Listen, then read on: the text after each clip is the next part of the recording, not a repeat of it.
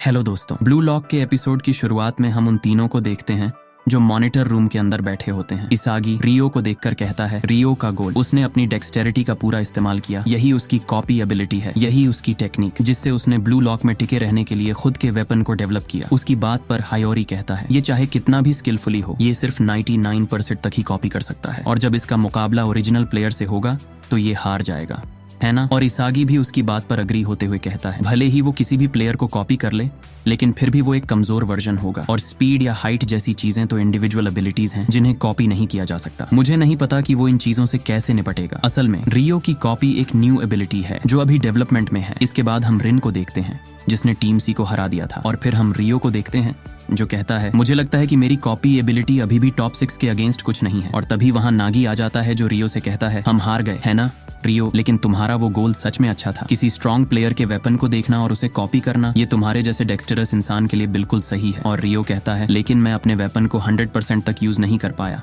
है ना, ये वो सॉकर नहीं है जिसे तुम चाहते हो। उसकी बात सुनकर नागी थोड़ी देर शांत रहता है और फिर कहता है, हाँ तुम ठीक कह रहे हो। और रियो हंसते हुए कहता है, परेशान मत हो, बस मुझे देखते रहो और मैं वो बन जाऊंगा जिसे तुम चाहोगे कि तुम पीछे दौड़ो, और मैं कसम खाता हूँ कि मैं वो सब कुछ हासिल करूंगा जो मैं चाहता हूँ। और नागी सिर्फ ये कहकर चला जाता है, मैं समझ गया। इसके बाद हम जापान फुटबॉल यूनियन का सीन देखते हैं और वहाँ टॉप सीक्रेट मीटिंग चल रही होती है। हम वहाँ जापानीज टीम के कोच को देखते हैं जो कहता है, समझ गया प्रेसिडेंट बुरत्सुता, जापानी सॉकर के लिए मैं जिम्मेदारी लूंगा और इस बार अंडर 20 टीम ही जीतेगी। और वो अपनी बात को कंटिन्यू करते हुए कहता है, बेस्ट प्लेयर साई इटोशी की चर्चा पूरी दुनिया में हो रही है, इसलिए हम उसे अंडर 20 में खेलने के लिए मनाएंगे और इससे हम और ज्यादा पैसे कमा सकते हैं। उसकी बात सुनकर बुरत्सुता हंसते हुए कहता है, बिल्कुल, और मैंने सुना है कि साई इटोशी अब ब्लू लॉक प्रोग्राम में इंटरेस्ट ले रहा है। हमने उसे फैसिलिटी के अंदर की सभी रिकॉर्डिंग्स भेज दी हैं और साथ ही हम पैसे भी कमा सकते हैं और ब्लू लॉक को डिस्ट्रॉय कर सकते हैं, जिससे एक ही तीर से 2 निशाने लग जाएंगे। तभी वहां का दरवाजा खुलता है और हम साई इटोशी को देखते हैं। उसके साथ उसका मैनेजर भी होता है। वो दोनों उसका स्वागत करते हैं,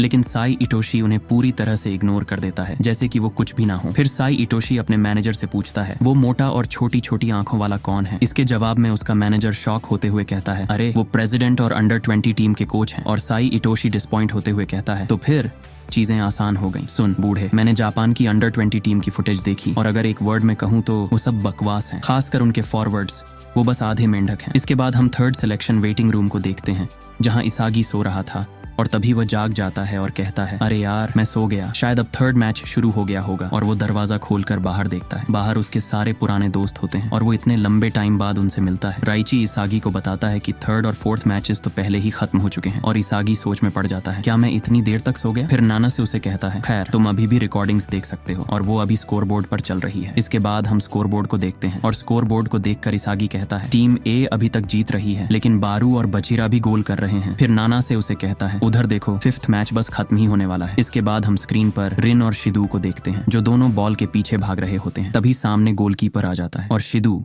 रिन के चेहरे पर हाथ मारकर उसे पीछे धकेल देता है। फिर भी रिन बॉल को किक कर देता है और दोनों नीचे जमीन पर गिर जाते हैं और इसी के साथ गोल हो जाता है। टीम ए जीत जाती है। इसके बाद वो दोनों फिर से लड़ने लगते हैं और रिन गुस्से में कहता है, अब मैच खत्म हो गया है, अब मैं तुम्हें मार सकता हूँ, बेकार घटिया कीड़े। लेकिन तभी शिदू एक जोरदार किक रिन के चेहरे पर मार देता है और रिन की नाक से खून निकलने लगता है। फिर शिदू उसे एक और किक मारने वाला होता है, ये कहते हुए, मैं तुम्हारी खोपड़ी फोड़ दूंगा। लेकिन तभी हम देखते हैं कि शिदू को एक जोरदार इलेक्ट्रिक शॉक लगता है और वहीं पर उसका सिस्टम हैक हो जाता है। इसके बाद हम ईगो को देखते हैं जो कहता है, बस करो तुम सब, मुझे विश्वास नहीं हो रहा कि तुमने मुझे इलेक्ट्रिक शॉक देने पर मजबूर कर दिया। और अपनी बात को कंटिन्यू करते हुए कहता है, अब जबकि सारे मैचेस खत्म हो चुके हैं, ट्राई आउट सब पूरे हो गए हैं, अब से 6 घंटे बाद मैं अनाउंस करूंगा कि कौन कौन से प्लेयर जापान की अंडर 20 टीम को डिस्ट्रॉय करेंगे। इसके बाद हमें 5 घंटे बाद का सीन दिखाया जाता है और हम रिन को देखते हैं जो वहाँ खाना खा रहा होता है। टोकीमित्सु रिन से पूछता है, आखिर तुम्हारी नाक को क्या हुआ। और रिन बताता है, ये सब उस पागल शिदू ने किया है, पता नहीं वो इस टाइम कहाँ होगा। टोकीमित्सु बताता है, ईगो ने कहा कि वो उसे पनिशमेंट रूम में ले जा रहा है और वो बेहोश भी था। इसके बाद हम इसागी को देखते हैं जो अपने मन में कहता है, मैंने एक गोल किया था, टॉप 6 के अलावा मेरे अलावा जिन्होंने गोल किया वो थे बचीरा, बरू और रियो। अगर यही सिलेक्शन क्राइटेरिया है तो मेरे पास चांस है। और जब बात पोजीशन की आती है तो मुझे कोई फर्क नहीं पड़ता कि कौन सी पोजीशन मिलती है, मुझे बस चुना जाए। मैं अंडर 20 प्लेयर्स के अगेंस्ट खेलना चाहता हूँ, उस जगह पर जहां मैं अपनी डेस्टिनी बदल सकता हूँ और लड़ाई कर सकता हूँ। इसके बाद सीन शिफ्ट होता है और हम ईगो को देखते हैं। तभी वहां पर अनरी आ जाती है जो उससे पूछती है, ईगो क्या तुमने डिसीजन ले लिया है। लेकिन ईगो कुछ और ही कर रहा होता है और वो कहता है, विक्ट्री हासिल करने के लिए कुछ स्पेसिफिक टैलेंट्स को अलग कर दिया जाता है। और तभी अनरी को फोन पर कॉल आता है जो प्रेसिडेंट बुरत्सुता का होता है, और ईगो भी एकदम सीरियस हो जाता है। इसके बाद हमें थर्ड सिलेक्शन सेंट्रल रूम का सीन दिखाया जाता है और वहां पर बाकी बचे हुए प्लेयर पहुंच चुके होते हैं। तभी एक दरवाजे से ईगो पहली बार सामने निकलता है और वो सभी से कहता है, गुड वर्क वहां बाहर, तुम अनपॉलिश्ड डायमंड हो। मुझे लगता है कि ये दूसरी बार है जब हम सीधे मिल रहे हैं, और मैं तुम्हें बता दूं कि फुटबॉल एक स्पोर्ट है जहां तुम्हें गोल्स स्कोर करने होते हैं। सबसे पहले मैं फिर से दोहराऊंगा, गोल्स ही वो पूरा रीजन है जिसके लिए एक स्ट्राइकर एग्जिस्ट करता है। इसलिए तीसरे सिलेक्शन के ट्राईआउट्स के साथ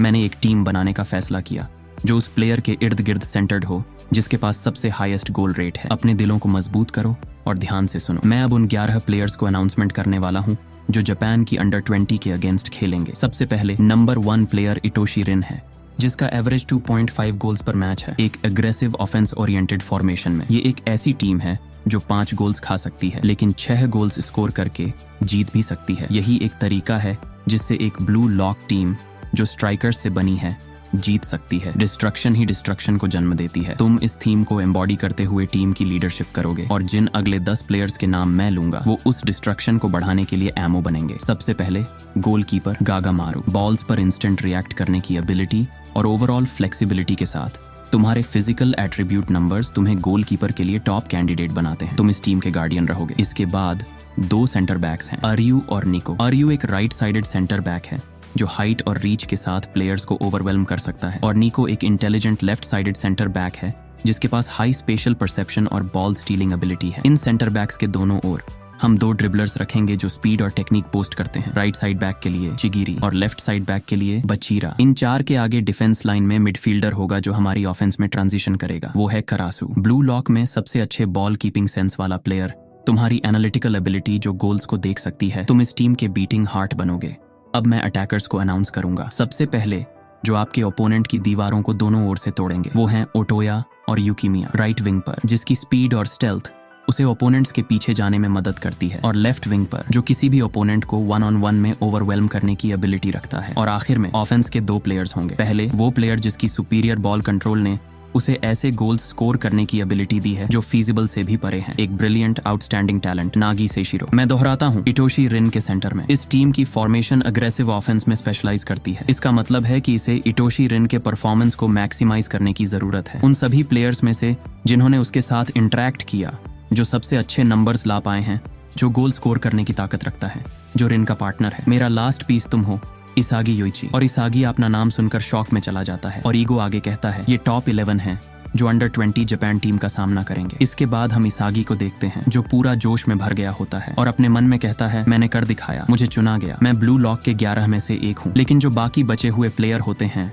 वो डिस्क्वालीफाई हो जाते हैं, मतलब उनका सफर यहीं तक था। इसके बाद हम किंग को देखते हैं जो बहुत ज्यादा गुस्से में होता है और उसका तो सिस्टम ही हैक हो जाता है। उसके अंदर से एक अलग ही ऑरा निकल रहा होता है। फिर हम यूकिमिया को देखते हैं जो ईगो से पूछता है मेरा एक क्वेश्चन है कि शीडो टीम का हिस्सा क्यों नहीं है? उसने बहुत सारे गोल्स स्कोर किए हैं और वो नंबर 2 पर है ना? इस पर ईगो कहता है हाँ, अच्छा सवाल। शीडो ने ट्राईआउट्स के दौरान एवरेज 2 गोल्स प्रति गेम किए हैं और एक स्ट्राइकर में ऐसी ही एबिलिटी होनी चाहिए। उसने ट्राईआउट्स में गुड परफॉर्मेंस किया और बहुत सारे गोल्स स्कोर किए, लेकिन उसकी सारी सक्सेस उसकी अपनी इंडिविजुअल स्किल्स पर थी। वो कभी भी रिन के साथ टीम वर्क या केमिकल रिएक्शन नहीं बना पाया। इसके अलावा शीडो का बिहेवियर भी बहुत बुरा था और अगर उसने अंडर 20 मैच में ऐसा कुछ किया तो उसे रेड कार्ड मिल सकता था जिससे टीम को डिसएडवांटेज का सामना करना पड़ेगा। इन्हीं कारणों से मैंने फैसला किया कि रिन और शीडो एक साथ एक ही टीम में नहीं खेल सकते और सबसे बढ़कर तुम में से कोई भी शीडो नाम के इस ईगोइस्ट को संभाल नहीं सकता। जैसा मैंने कहा, शीडो के सारे गोल्स इंडिविजुअल प्लेस से थे और इस ब्लू लॉक में कोई भी ऐसा नहीं है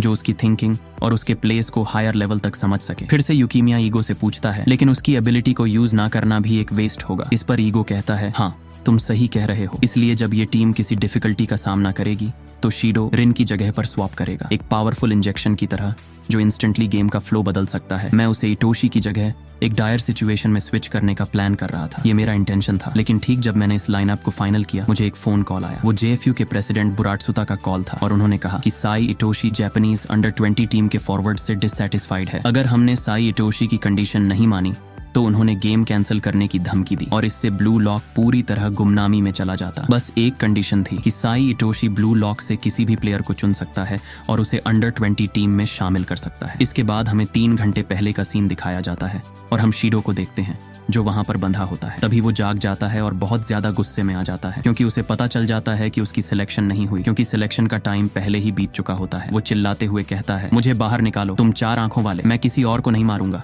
सुन रहे हो, मैं तुम्हें मार डालूंगा। और तभी वहां पर साई आ जाता है जो कहता है, डेविल मैन, ये केज तुम्हारे लिए बहुत छोटा है ना? मैं तुम्हें आजाद कर सकता हूँ, लेकिन बदले में मुझे तुम्हारा ईगो चाहिए। मेरे लिए बर्जर्क होकर उन्हें डिस्ट्रॉय कर दो। इसके बाद सीन फिर से शिफ्ट होता है और हम रिन को देखते हैं जो कहता है, उसने शीडो को चुना, मुझे नहीं। फिर गुरिमू ईगो से पूछता है, तो सच में शीडो उनके साथ है? इस पर ईगो कहता है, खैर किसी भी मामले में, चाहे वो रिन की टीम हो या शीडो की टीम, मेरे पास ब्लू लॉक के लिए सिर्फ ये 2 ऑप्शन थे। रिन के इंडिविजुअल स्किल्स के कंपेयर में, जो अपने आसपास के एनवायरनमेंट का यूज करके गोल पैदा करता है, और दूसरी तरफ शीडो जो किसी के साथ कोऑर्डिनेशन करने की कोई कोशिश नहीं करता। वो एक सेल्फ सफिशिएंट प्लेयर है। ईगो आगे कहता है, ये 2 प्लेयर्स जिनके इंडिविजुअल स्किल्स एक बराबर हैं, लेकिन उनके ईगोटिज्म पूरी तरह से डिफरेंट है। मैंने रिन को चुना और साई इटोशी ने शीडो को चुना। इनमें से कौन सी सही चॉइस है? इसका जवाब 15 दिनों में पूरे देश के सामने होगा। हम अपनी रोस्टर पर 23 प्लेयर्स को रजिस्टर कर सकते हैं। मैंने अभी तक 12 नॉन स्टार्टर्स को डिसाइड नहीं किया है, तो तुम में से जिन्हें नहीं चुना गया वो अपना प्लेस पाने के लिए खुद को साबित करेंगे। और ये लाइनअप अनाउंसमेंट का एंड है। और कुछ सरप्राइजेस थे, लेकिन अब स्टेज सेट हो गया है। इस मैच को हारने का मतलब है ब्लू लॉक का एंड, और साथ ही तुम्हारे सॉकर करियर्स का भी एंड। सिर्फ 15 दिन बचे हैं। इस बीच मैं तुम्हें ट्रेनिंग दूंगा ताकि तुम्हें एक बैटल ग्रुप में बदल सकूं जो अंडर 20 टीम को डिस्ट्रॉय करके विक्ट्री हासिल कर सके। अपनी पूरी ताकत लगा दो, तुम टैलेंट के ढेर हो, आने वाले दिनों में फेलियर की कोई गुंजाइश नहीं है। इसके बाद रिन कहता है, तुम्हारी बातें दूसरों को बहुत सीरियस लग सकती हैं, लेकिन मैं इन्हें ज्यादा इंपॉर्टेंट नहीं मानता। ये मैच सिर्फ एक छोटा सा चेक पॉइंट है मेरी जर्नी का, और मैं बनूंगा इस दुनिया का बेस्ट स्ट्राइकर। उसकी बात सुनकर ईगो कहता है, यही वो ईगो है जिसे मैं ब्लू लॉक 11 में देखना चाहता हूँ। तुम्हारी फाइनल ट्रेनिंग शुरू होने वाली है। और साथ ही साथ इसागी भी सोच रहा होता है, नहीं, स्टार्टिंग लाइनअप के लिए चुना जाना मेरा फाइनल गोल नहीं है। हम सब इसे जीतने वाले हैं और वर्ल्ड स्टेज पर आगे बढ़ने वाले हैं। और इसी के साथ आज का एपिसोड खत्म होता है।